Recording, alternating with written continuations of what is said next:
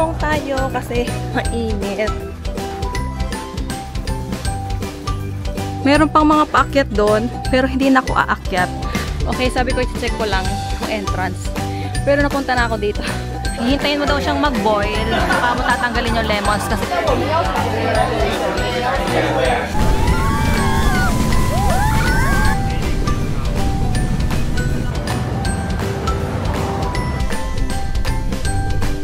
ang ganda ng view dito.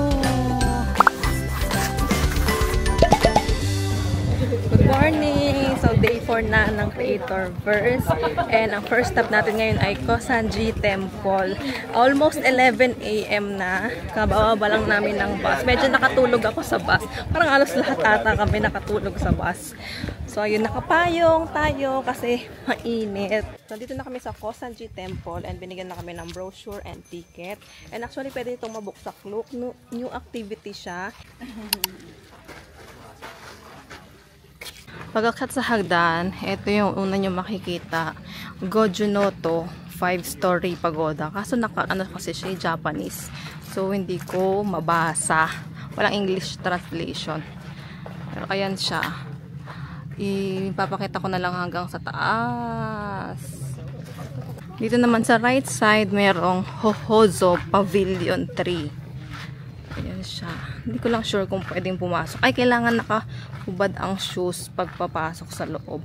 Tapos parang meron siyang mga, para siyang museum din. May mga something sa loob. Ayan o. And dito naman sa kabilang side, Sohozo Pavilion 4. Ganun din. Bawal din ang shoes sa loob. Tapos meron ding mga something doon sa loob. Akit pa tayo dito ng isa. Ito naman is Koyomon Philia Party Gate. Mayroon din ditong cave, 1000 Buddha Cave. So, pasok tayo para makita natin kung ano yung mayroon sa loob. Hindi siya wheelchair and stroller friendly. Bawal din yung pets. So, kung may kasama kayong kids and PWD, lakad talaga siya.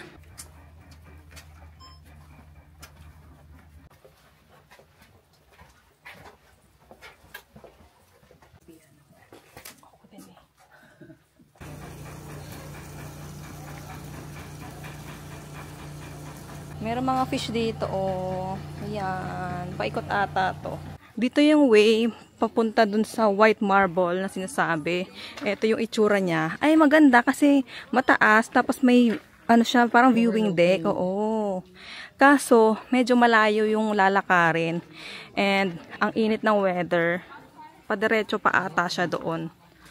Etong tour guide namin ay kinonvince kami na pumunta kasi may elevator daw. May elevator naman daw. Tumingting yung ano namin, yung ears namin, narinig namin yung elevator. Napaka-tita. Shoutout po sa mga tita travelers. Hindi na po kaya ang mga stairs at ang mga at ang kainitan.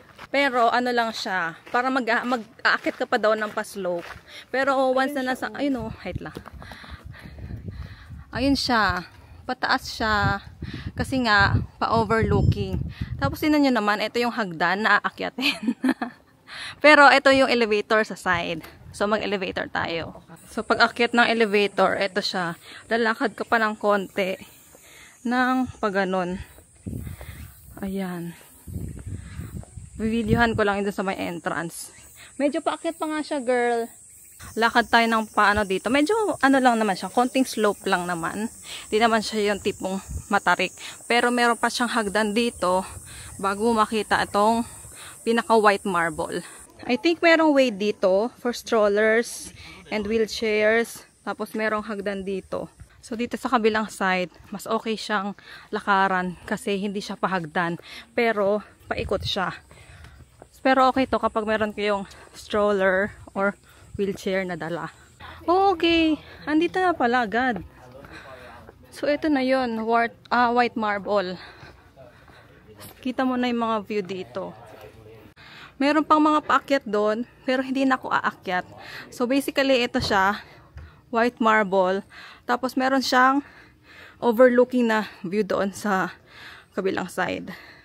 Meron din pala ditong restaurant. May mga soda, juice, ice cream ba yan? Ay, ito, ice cream. Okay, sabi ko, i-check ko lang yung entrance. Pero napunta na ako dito. Kinonvince ako ni Jason. Tsaka ni Naomi to get upstairs. So, ito yung view. Ayan, merong view ng dagat, ng mountains. Ay, dun sa kabila, mas okay yung view ng mountains. Okay, bababa na ako kasi sobrang init. Mas okay sana dito kung hindi mainit yung panahon. Pero, ayun nga, sobrang init. Tirik talaga yung araw, kaya yun, mas nakakapagod siya. Bababa na ako. Pag pababa naman, medyo okay na kasi pababa. Galing dun sa temple, ayan, nilakad lang namin. Para mga 10 lakad lang. Ito na yung restaurant na kakainan namin for lunch. Kailangan iwan yung shoes dito bago pumasok kasi nakasalampak lang doon sa loob. Dito kami magla-lunch and ang cute kasi yung mga tables nasa baba. Nakalapag lang kami. Japanese style. So, ito ang tawag daw dito is lemon nabe. Lemon hot pot siya basically. Tapos, hihintayin mo daw siyang mag-boil. Saka mo tatanggalin yung lemons kasi kapag nagtagal yung lemons is magiging mapait daw yung lasa. So, okay lang daw kung halimbawa kukuha ka na isang lemon dito sa bowl, lalagay dito para lang may taste pa rin siya ng lemon. Pero, i-remove daw siya kapag kumulo na. Tapos, mag-iwan tayo ng lemon dito sa bowl. Ayan na siya, kumukulo na siya.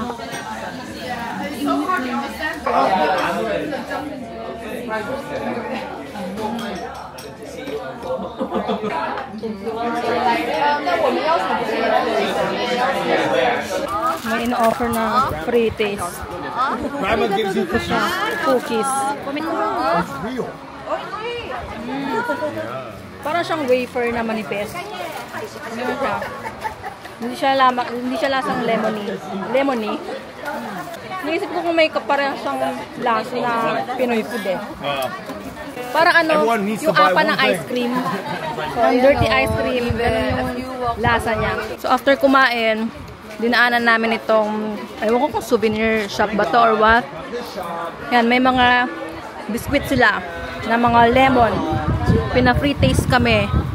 Ito siya, lemon buche, ano bang basa dyan? I'm not sure.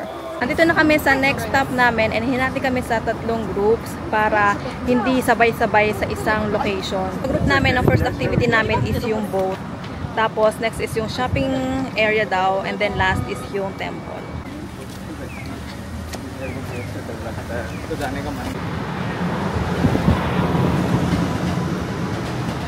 Dito yung meet up point para doon sa rib tours na activity.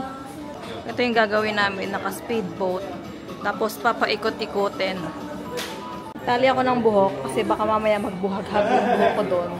And sabi nila, baka daw mabasa. Pero sabi, uupo ka daw doon sa harap para less tama ng tubig.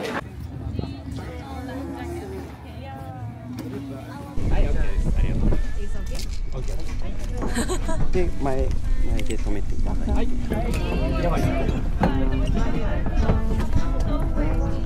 Oh my god. Hey guys, they're playing Mission Impossible.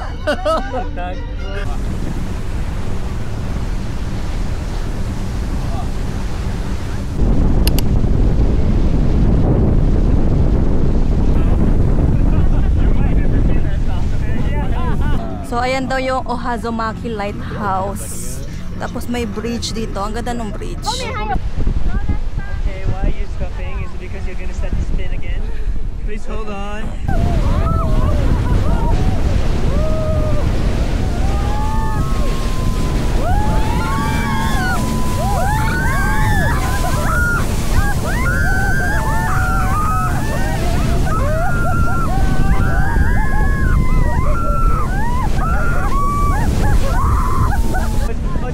I didn't want to like drop my camera. You were like, okay, we're done. Tapos na kami doon sa speedboat na rib tour and masaya siya.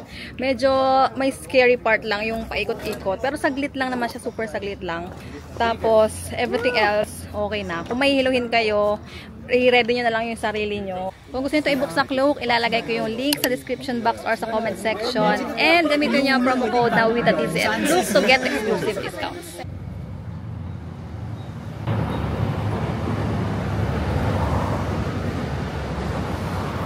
Itong area na to, shopping center na siya, shopping area, ganyan. So, mag-iikot-ikot lang kami kung anong meron dito.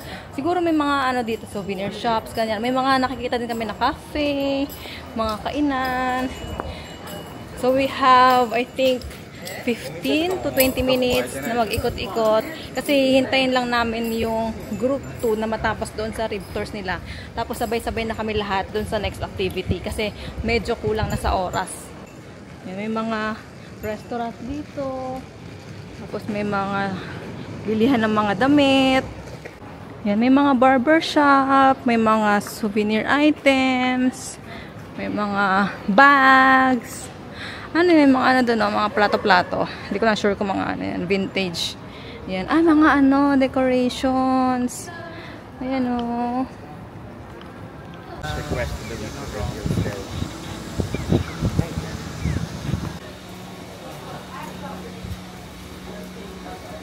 Dito na kami sa next stop natin, which is ang Mount Senkoji Ropeway.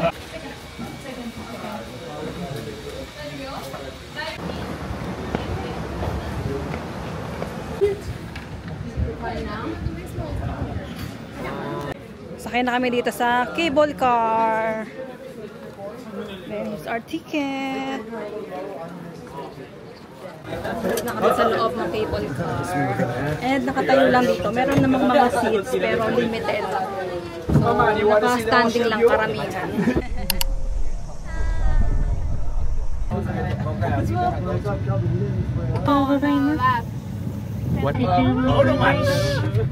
Tapos kapag baba, ibabalik or isosurrender yung ticket dito. So you're filming? Yes, thank you.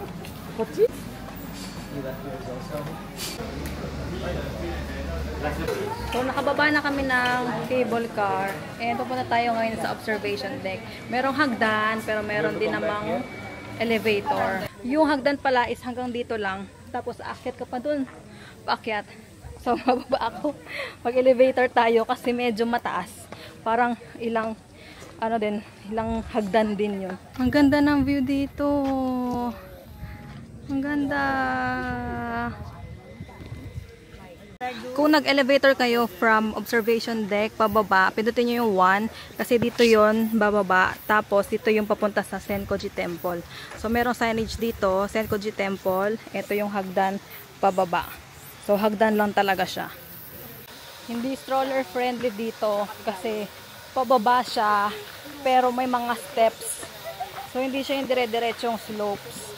Tapos careful kayo kapag may kasama kayong bata kasi yung mga hagdan niya may mga lupa, buhangin. So baka madulas.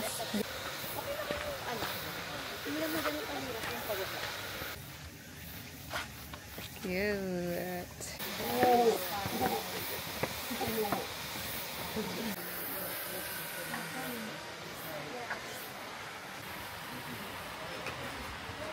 So, itong mga nakatali dito, mga bad fortune daw yan. Kasi meron sila doon, dyan. Di ko lang sure kung magkano. May bayad kasi eh. So, magbabayad ka doon, tapos kukuha ka. And kapag maganda daw yung fortune, pwede mo iwi. Pero pag hindi maganda, itatali mo dyan para hindi ata magkatotoo. Something like that.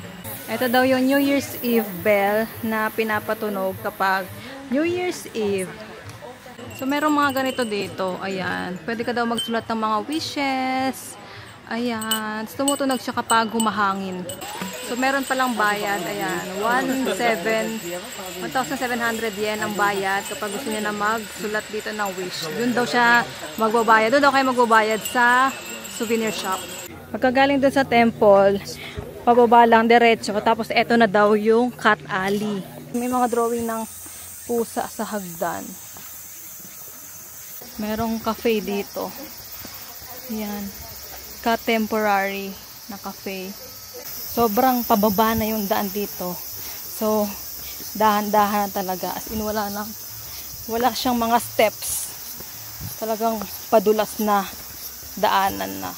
So, itong cat alley, daanan lang talaga siya. Literal na daanan. Tapos, may makikita lang kayong mga wall art na mga pusa or sa stairs, sa hagdan.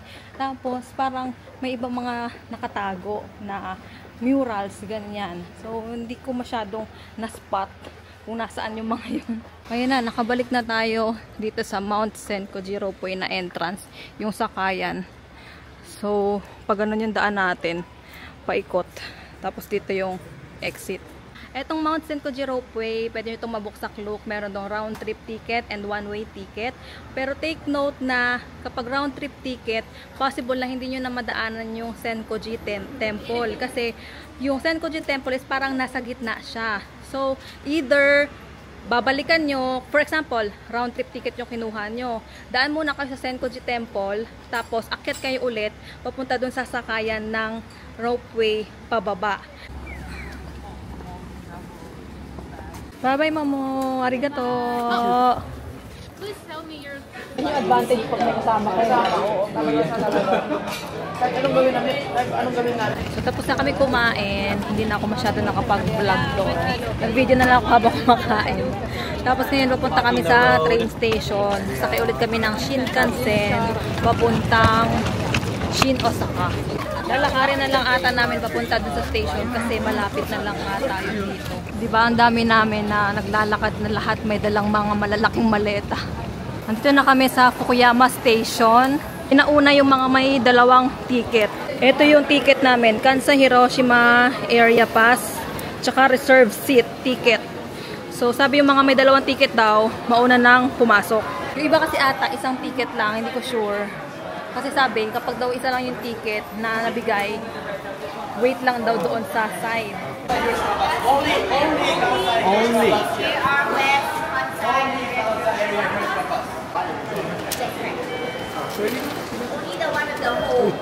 Thank you.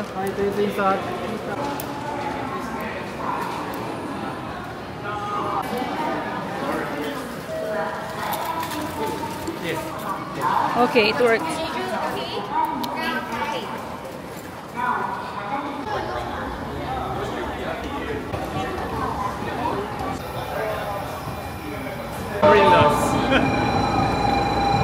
Andito na kami sa platform and naglalakad na tayo papunta doon sa car number 3 kasi yun yung nasa ticket natin.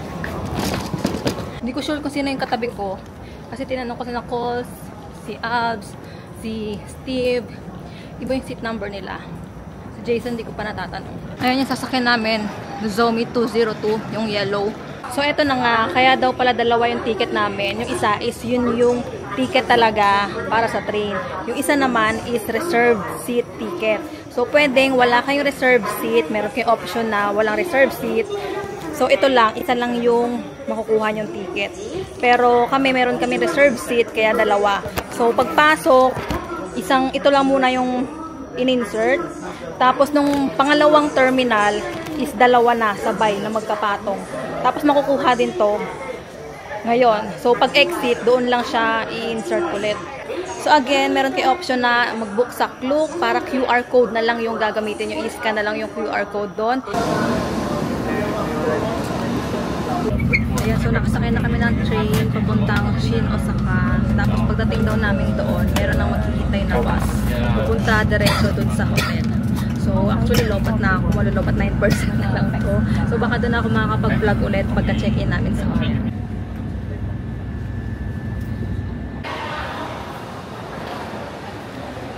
Andito na kami sa Shin Osaka Station. Hinintay na lang yung ibang mga kasama. Tapos meron nang magsusundo na bus dito. Nag-gather around na kami dito. Nandito na yung namin, group leader. So ayun, naghihintay na lang sa iba. Tapos saka kami lalabas ata or papunta dun sa bus.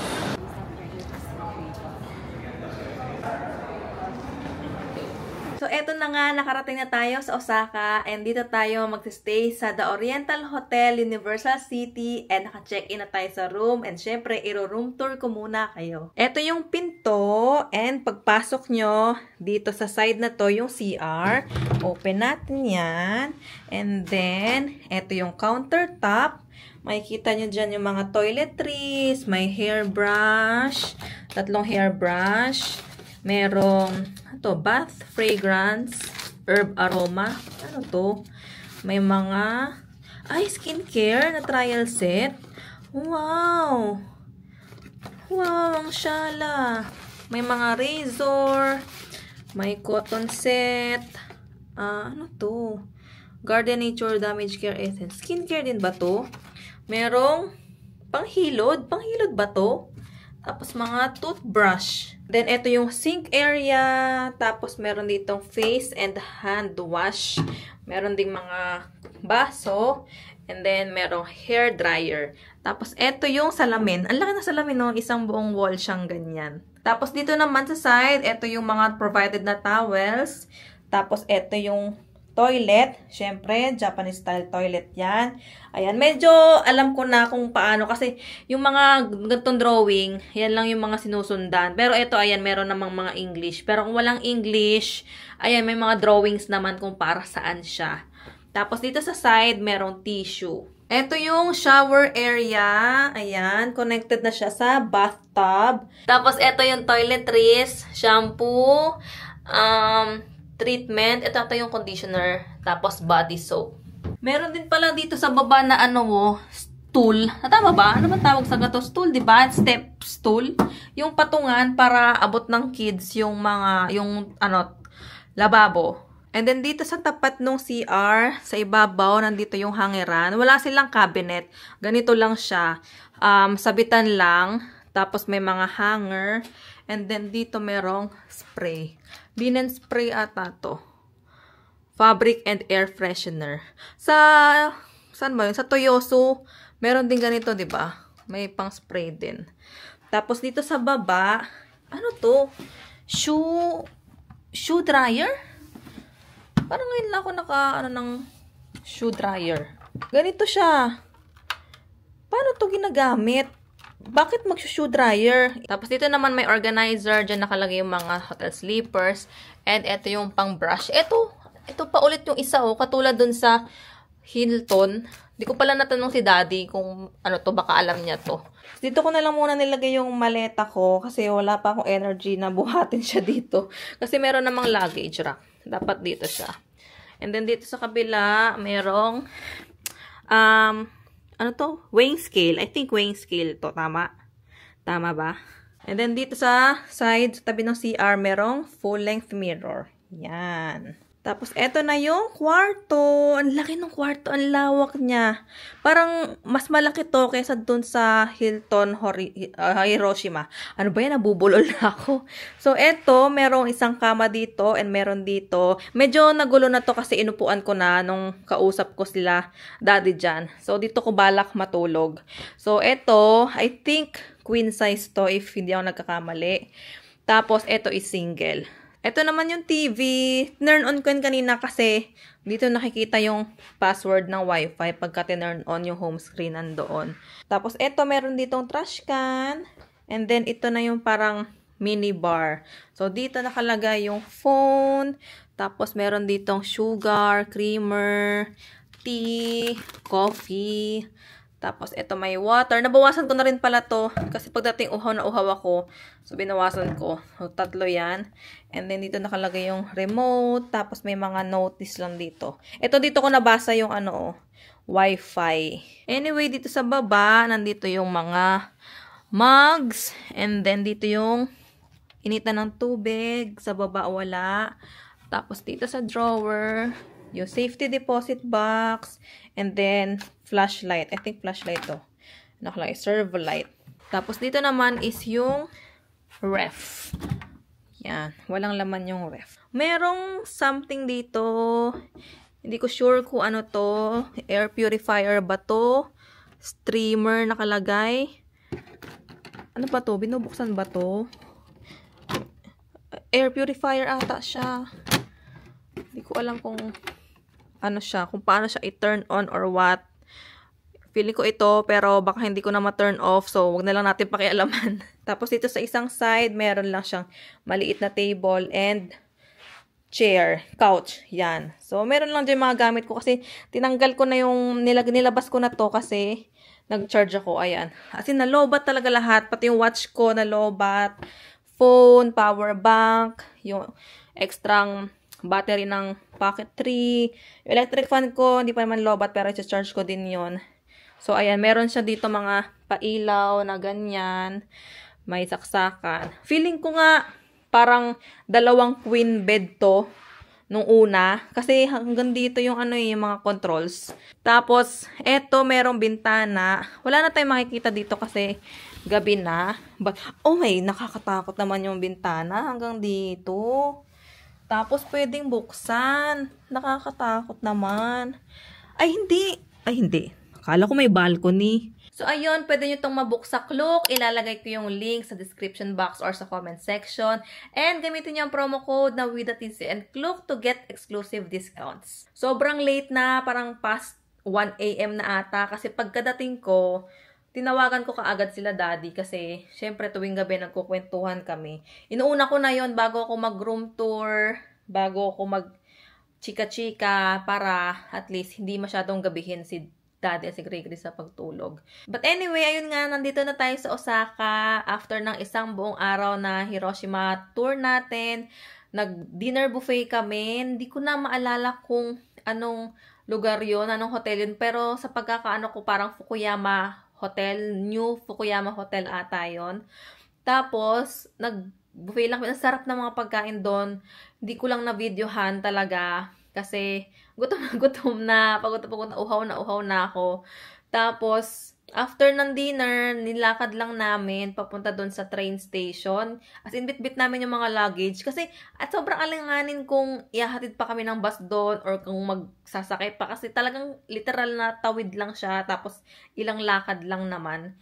Medyo struggle lang nga sa maleta. Kasi, yung daanan, bricks, ganyan. Pero buti na lang talaga, isang malaking maleta lang yung dala ko. Alam niyo, sobrang nakakapagod tong araw na to. Parang mas nakakapagod pa to kesa dun sa unang Hiroshima namin. Kasi, nung unang Hiroshima namin, di ba, merong pa-challenge, may pa-activity ginawa sa amin na bukod dun sa mga pinuntahan namin is may challenge kaming ginawa.